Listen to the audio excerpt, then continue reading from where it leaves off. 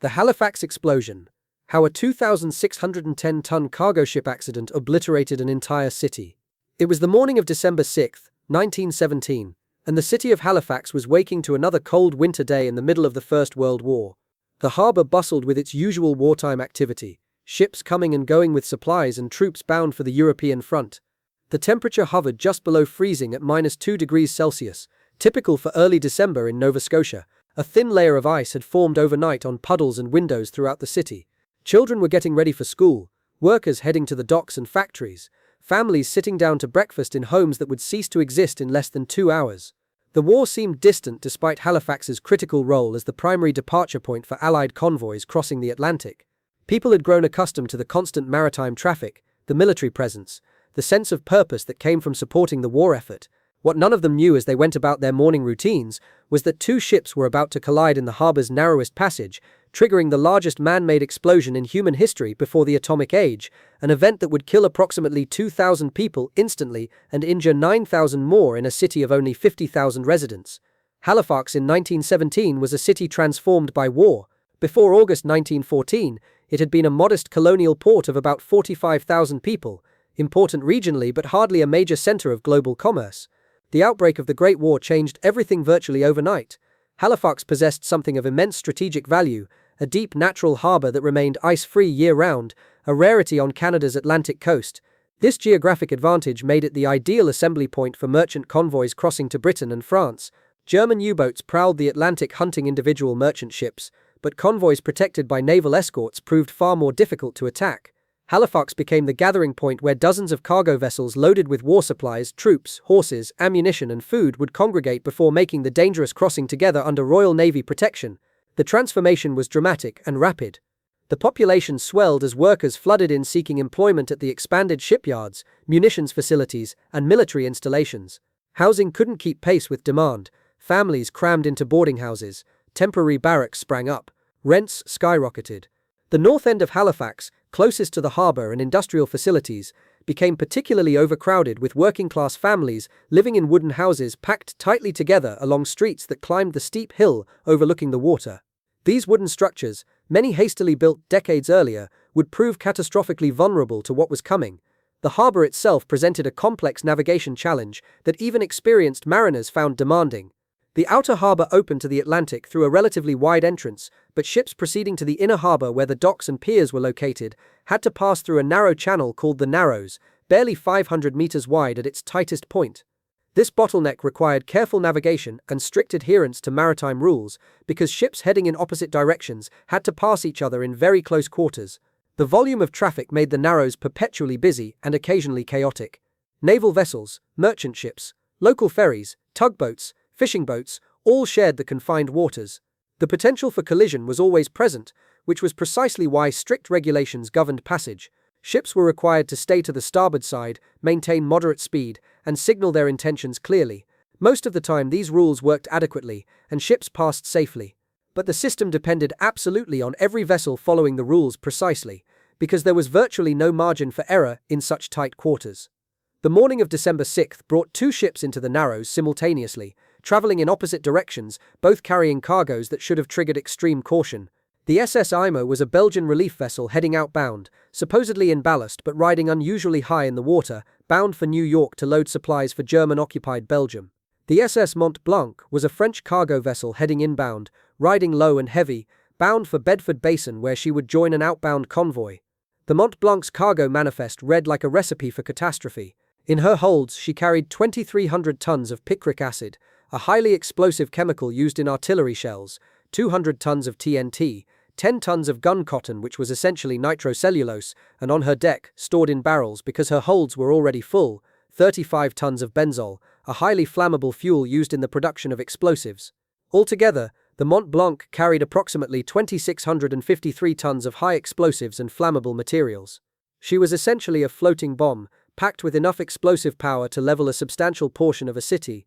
International law required that such vessels fly a red flag warning of dangerous cargo, but the Mont-Blanc flew no such flag, a violation apparently motivated by fear that advertising her cargo would make her an attractive target for German submarines still operating in Canadian waters. Captain Imo commanded the Mont-Blanc with full knowledge of exactly what he was carrying and what would happen if his ship caught fire or collided. His crew of 41 men knew as well. Everyone aboard understood that their ship could not survive any accident involving fire or serious impact. The smallest spark in the wrong place would likely detonate the cargo, and detonation would be instant and total. There would be no time to abandon ship, no time to respond, no time even to understand what was happening. They would simply cease to exist in a fraction of a second.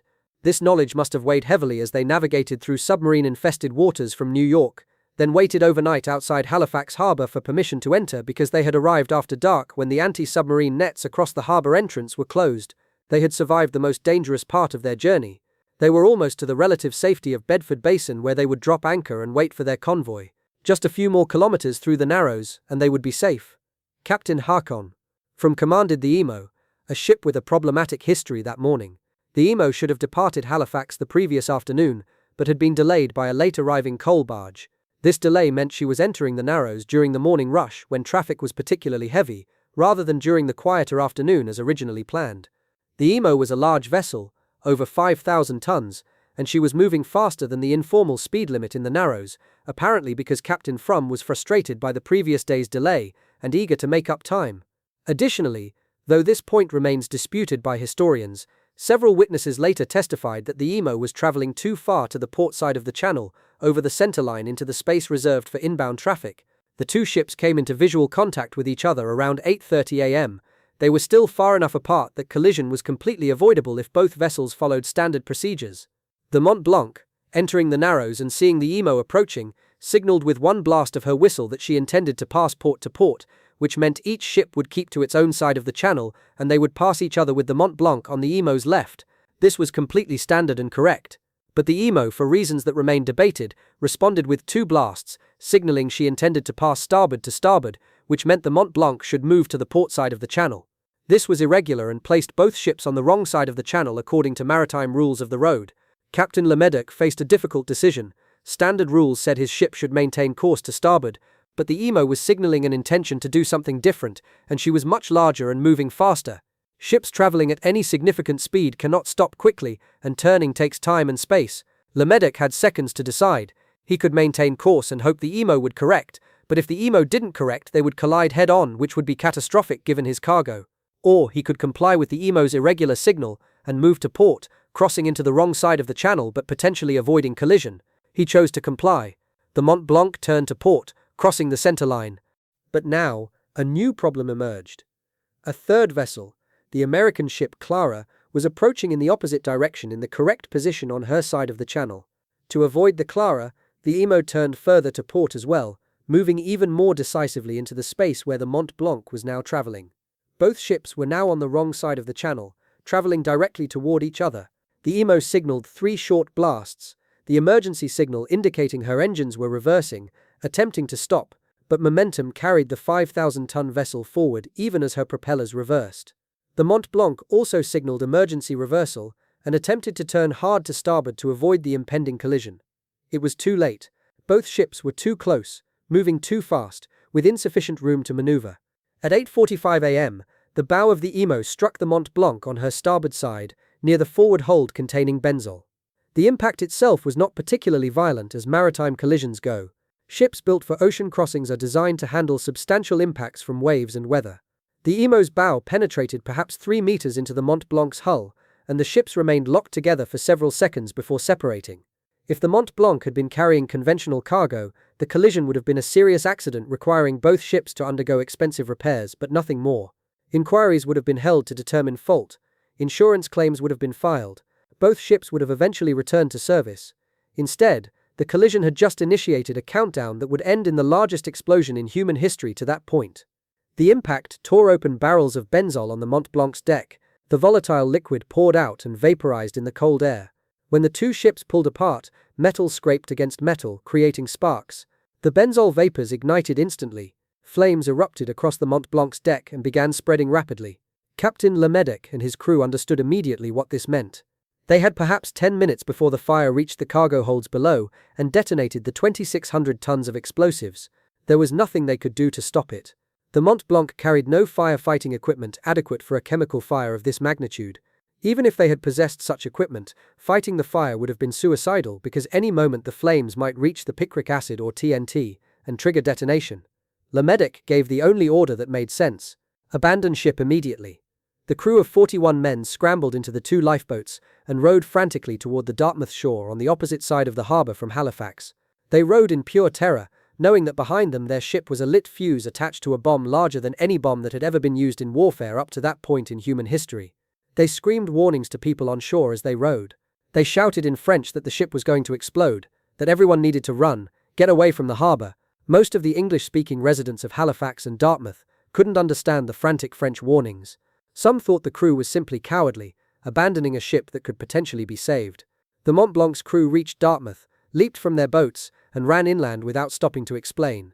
They understood exactly what was about to happen, and they kept running to put as much distance as possible between themselves and their ship. Meanwhile, the burning Mont-Blanc drifted with the tide and current. The collision had occurred in the narrowest part of the Narrows, and the Mont-Blanc was now floating, ablaze, creating multiple cascading hazards. She was a navigational obstacle blocking other ship traffic. She was a fire that threatened to spread to other vessels or to the piers and oil facilities along the shore, and she was an inconceivably large bomb counting down toward detonation. Several people who understood ships and fire recognized the danger and tried to respond. The British cruiser HMS Highflyer, anchored in Bedford Basin, sent a small boat with sailors to attempt to board the Mont-Blanc and scuttle her in deeper water where an explosion would cause less damage. The captain of the nearby steam tug Stella Maris, recognizing that the burning vessel would threaten the entire waterfront if she drifted into the piers, attempted to attach a tow line to pull her away from the city. These were brave attempts by men who recognized danger and responded according to their training and instincts, trying to prevent or minimize a disaster. None of them understood the true magnitude of what they were dealing with. None of them knew the Mont-Blanc's cargo manifest. They were attempting to manage what they thought was a conventional ship fire. What they were actually approaching was enough high explosive to obliterate everything within half a kilometer radius. The burning Mont-Blanc drifted northwest and grounded against Pier 6 in the Richmond neighborhood of Halifax's north end. This was the worst possible location for what was about to happen. Richmond was the most densely populated working-class neighborhood in the city, wooden houses packed close together on streets climbing the steep hill overlooking the harbor. The piers and rail yards were busy with morning shift workers. The Richmond School stood 300 meters from Pier 6, classes in session, over 500 children inside. The Hillis Foundry, the Acadia Sugar Refinery, the Richmond Printing Company, all were operating with full workforces. Hundreds of workers toiled at the docks loading and unloading cargo. Thousands of residents of all ages were in their homes or on the streets going about morning routines. The burning ship drew a crowd. People stopped to watch from windows, from rooftops, from the street. It was an interesting spectacle on an otherwise ordinary morning. No one was evacuating. No warning had been issued. The harbour had seen fires before. This seemed like another one. At 9:04 and 35 seconds a.m., 20 minutes after the collision, the fire reached the Mont-Blanc's cargo holds. The explosion occurred in 3 distinct phases, though the entire event lasted less than 1 second from initiation to completion. First, the picric acid, TNT, and gun cotton detonated virtually simultaneously, creating what explosives experts describe as a super-rapid deflagration. This produced a pressure wave moving at approximately 2 kilometers per second, faster than the speed of sound, which meant the pressure wave arrived before the sound of the explosion. Everything within a radius of roughly 800 meters from the ship was simply obliterated before the sound arrived. Buildings didn't collapse, they ceased to exist as structures, converted instantly into flying splinters and debris traveling at hundreds of kilometers per hour. The second phase was the shockwave itself, a wall of overpressure that propagated outward at the speed of sound, shattering windows, collapsing buildings, and killing people through blunt trauma across a radius of more than 2 kilometers. The third phase was thermal. The fireball created by the explosion reached temperatures exceeding 5,000 degrees Celsius and created a massive updraft that lifted debris, water, and smoke nearly 2 kilometers into the air in a mushroom cloud eerily similar to what would be seen 28 years later over Hiroshima. The Mont-Blanc itself simply disintegrated. The half-ton shank of her anchor was thrown more than 3 kilometers south and was found embedded in the ground near the northwest arm. Her forward gun, weighing several tons, landed nearly 5 kilometers away. Pieces of her hull were scattered across a radius of 10 kilometers. The ship's crew, who had abandoned her and run far inland, survived. Everyone who had approached her to render assistance died instantly. The sailors from HMS Highflyer were vaporized. The crew of the Stella Maris ceased to exist. The people who had been working on Pier 6 left no remains to bury. The Richmond neighborhood simply stopped existing. In a radius of about 800 meters from the explosion's epicenter, essentially nothing remained standing. The wooden houses, packed together on narrow streets, were reduced to matchsticks. Of the roughly 12,000 people who lived in Richmond, nearly 2,000 died instantly. Not from fire, not from falling buildings, but from the pressure wave itself. Human bodies cannot withstand the overpressure of a large explosion at close range. Organs rupture, bones shatter, soft tissue tears. Many victims showed no external injuries, but were found dead with every organ destroyed by pressure trauma. Children at Richmond School died at their desks. The school building collapsed within the first second, burying everyone inside under brick and timber. Parents would spend days digging through rubble searching for children who had left for school that morning and never came home. Further from the epicenter, between 800 meters and 2 kilometers, the blast caused catastrophic structural damage to virtually every building. The pressure wave shattered wooden frames, collapsed brick walls, blew out every window. But at these ranges, buildings didn't disintegrate instantly. They collapsed over several seconds, which gave some people precious moments to react. Those who happened to be in sheltered positions, under desks, in basements, or shielded by interior walls, had some chance of survival. But most people were going about normal morning activities when the pressure wave hit. They were eating breakfast, getting dressed, walking on streets. They were struck by walls of their own homes collapsing inward, by roofs falling, by flying glass and debris. The flying glass created a particular horror that survivors described with remarkable consistency. The pressure wave shattered every window in Halifax and Dartmouth within roughly 2.5 kilometers of the explosion, almost simultaneously. Thousands of panes of glass exploded inward, in homes, schools, churches, shops and offices. The glass fragmented into millions of razor-sharp pieces, traveling at high velocity. People standing near windows were shredded. Of the 9,000 people injured in the explosion, approximately 6,000 sustained serious eye injuries. Many were permanently blinded. Windows that families had been looking through to watch the interesting fire in the harbor became weapons that destroyed their faces and sight. The blast created thousands of individual tragedies playing out simultaneously.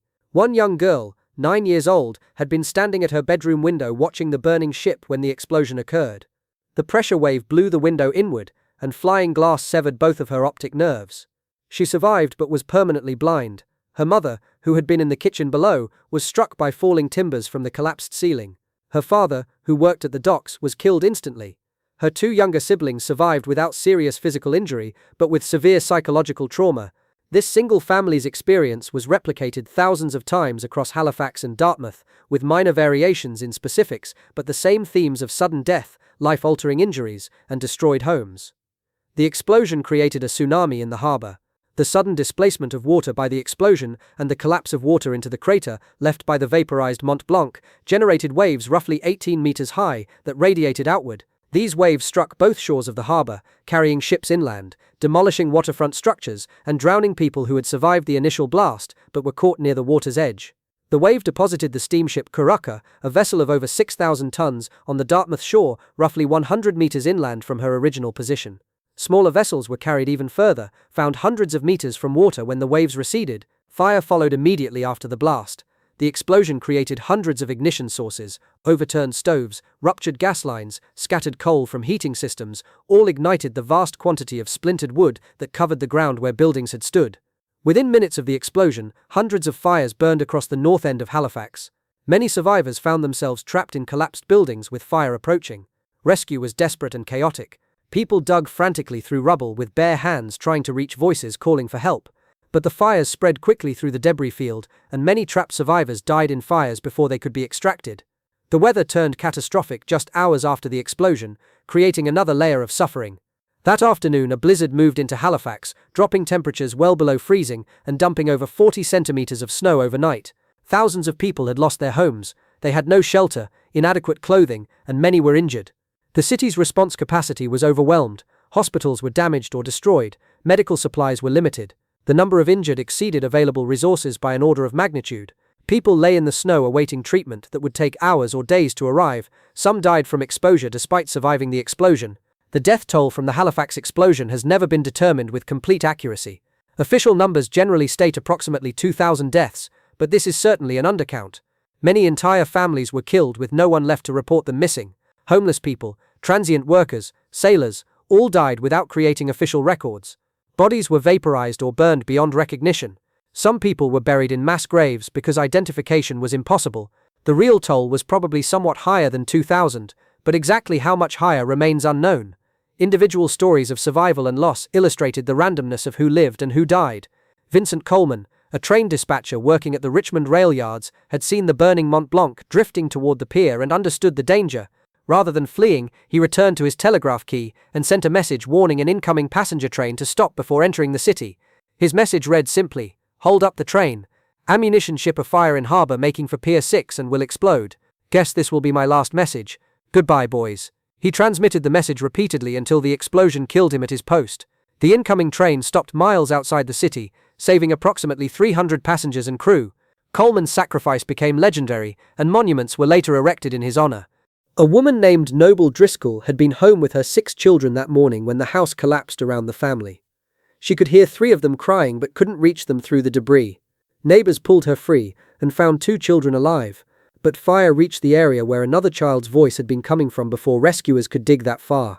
Her husband arrived hours later to find 3 children dead and 1 still missing. That 6th child was found alive 2 days later, having been blown clear of the house into a neighbor's yard where she lay unconscious beneath debris. The military response was massive but took time to organize. The Royal Canadian Navy base had suffered damage itself, but within hours military units worked systematically through devastated areas. Army engineers erected temporary shelter. Navy medical personnel established field hospitals. Military transport moved supplies and evacuated the seriously injured. The military brought organization and logistics capacity that overwhelmed civilian authorities desperately needed. The railroad played a critical role in relief efforts. Despite damage to rail yards, train service was partially restored within 24 hours. Trains brought doctors, nurses, medical supplies, food and clothing from across Canada. The first relief train arrived from Truro less than 6 hours after the explosion. Both major railways provided free transport for all relief supplies and personnel, essential because the scale of needed supplies was enormous. 9,000 injured represented nearly 20% of the city's population. The medical response was heroic but desperately inadequate. Every doctor and nurse in Halifax worked continuously for days. Medical personnel arrived from throughout maritime Canada and from Boston. The Massachusetts Relief Commission sent a train with supplies, doctors and nurses less than 24 hours after the explosion. But the sheer number of wounded exceeded capacity. Triage was brutal. Doctors made terrible decisions about who would receive limited resources. Eye injuries were especially common and severe. Many survivors carried visible scars for life. The explosion created roughly 25,000 refugees instantly. They needed immediate shelter in Canadian winter. Some moved in with relatives. Some were housed in emergency shelters. Relief efforts were massive. The Canadian government, British government, and American organizations all provided assistance. The reconstruction of Halifax took years. The North End was rebuilt from scratch with wider streets and improved building codes. Many families who lost everything simply left, unable to rebuild in a place holding such traumatic memories. The inquiry into the explosion was contentious and unsatisfying. The pilot of the Mont-Blanc and the captain of the Imo both faced blame. Maritime experts argued about right-of-way and navigation rules. The pilot was charged with manslaughter. Charges eventually dropped on appeal. The exact fault remained disputed for decades. The broader truth was that the collision resulted from errors by both vessels, compounded by inadequate traffic control and the failure to properly mark the Mont-Blanc's dangerous cargo. The military aspects created additional controversy. Why had the Mont-Blanc been allowed into a crowded harbor with such cargo? Why had authorities not been informed of her manifest? The answers revealed systemic failures in wartime shipping management. The pressure to move supplies quickly meant safety procedures were abbreviated or ignored. The explosion prompted changes to how dangerous cargoes were handled, but these came too late for Halifax. The psychological trauma affected the city for generations. Survivors carried memories for life. Many developed PTSD. Loud noises sent survivors into panic attacks decades later. Parents who lost children never fully recovered. December 6th became an annual day of mourning. The city's identity became intertwined with the disaster. The explosion entered popular culture and Canadian national identity, taught in schools as significant history. For decades until 1945, it was the largest man-made explosion in history, the benchmark for measuring disasters. The mushroom cloud, complete destruction, thermal effects and pressure wave damage all prefigured what nuclear weapons would do 28 years later. The Boston Christmas tree tradition emerged from the explosion. Every year since 1971, Nova Scotia sends a large tree to Boston as thanks for Massachusetts' rapid response. The tree is displayed in Boston Common, keeping memory alive for new generations. The Halifax Explosion Memorial Bell Tower at Fort Needham stands on the hill overlooking where the Mont-Blanc exploded. Names of victims are recorded on memorial plaques. The explosion is not forgotten, nor are the people who died that morning. The technical legacy affected how explosive safety was understood. Engineers studied blast effects in detail, learning about overpressure and thermal effects. This knowledge informed explosive safety regulations and procedures for transporting munitions. The explosion demonstrated the vulnerability of cities to catastrophic industrial accidents, destroyed not by enemy action but by navigational error compounded by inadequate safety procedures. The recovery process revealed both resilience and fragility. Families who lost everything received assistance, but no aid could replace loved ones or restore homes quickly enough for people facing Canadian winter. Temporary housing proved inadequate. Some families lived in unheated tents for weeks. The social fabric of North End neighborhoods had been destroyed along with physical structures. Neighbors who had lived together for decades were scattered or dead.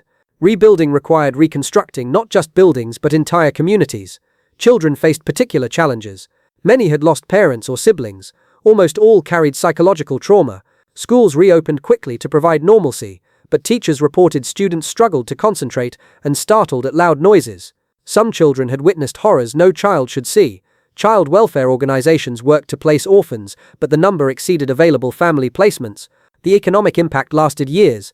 Businesses often lacked adequate insurance because policies excluded war-related damages. Business owners found themselves with no buildings, inventory, or equipment. Some never reopened, their owners leaving Halifax entirely. Loss of businesses meant loss of employment for families that had already lost homes and possessions. The Halifax Relief Commission became one of the largest relief operations in Canadian history, receiving donations totaling over $20 million.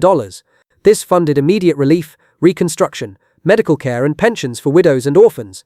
The Commission's work continued for decades, paying benefits well into the 1960s. But even with millions in funding, money couldn't solve all problems. Some injuries couldn't be healed. The investigation revealed systemic problems beyond the immediate collision. The Narrows had no formal traffic control despite being one of the world's busiest channels. Ships navigated by general rules with no authority coordinating movements. There was no requirement that ships carrying dangerous cargo notify harbor authorities. The Mont-Blanc had entered with enough explosives to obliterate a city, and no one in authority knew what she carried until after the disaster. For the people of Halifax and Dartmouth, December 6, 1917 divided their lives into before and after. Everything before the explosion was one world, intact families and intact city. Everything after was another world, marked by loss and reconstruction. The 2,000 who died that morning went to work, went to school, stayed home with young children, planned for Christmas just 3 weeks away. They had no warning, no chance to prepare or evacuate or protect themselves. One moment they existed in the normal world of ordinary concerns and routines. The next moment they were simply gone, along with their neighborhoods, their homes, and much of their city. The survivors carried on because they had no choice. They buried their dead, bandaged their wounds, found shelter where they could, and began the long process of rebuilding. Children grew up, and had children of their own, passing down stories of that terrible morning. Workers found new jobs, or started new businesses. Families saved money, and eventually moved into new houses built where old houses had stood. The city recovered and grew, and eventually prospered again. But the people who had been there never forgot. They never forgot the sound of the explosion that arrived after the pressure wave had already shattered their windows. They never forgot searching through rubble for people who were already dead. They never forgot the smell of smoke and death that hung over the city for weeks. They never forgot faces of children who didn't come home from school. The Halifax explosion remains a reminder that in a world of dangerous technologies and complex systems, simple failures can cascade into catastrophic consequences that kill thousands in seconds and mark a city forever. It demonstrated that communication failures can be measured in human lives, that shortcuts in safety procedures are paid for with blood, and that warnings ignored or information not shared can lead to disaster. The explosion occurred because two ships collided in a narrow channel through a combination of miscommunication, procedural violations, and bad decisions. But it became catastrophic because one of those ships carried enough explosives to destroy half a city, information that wasn't properly communicated to anyone who might have prevented the disaster or mitigated its effects. In this, Halifax stands as a permanent warning about the consequences of failing to communicate danger, failing to follow safety procedures, and failing to prepare adequately for the catastrophic accidents that dangerous materials and complex systems make possible. The names of the dead are recorded on monuments, but the real memorial is the lesson that was purchased with their lives, a lesson about the absolute necessity of safety, communication, and respect for the destructive power of the materials that modern civilization requires but cannot safely take for granted.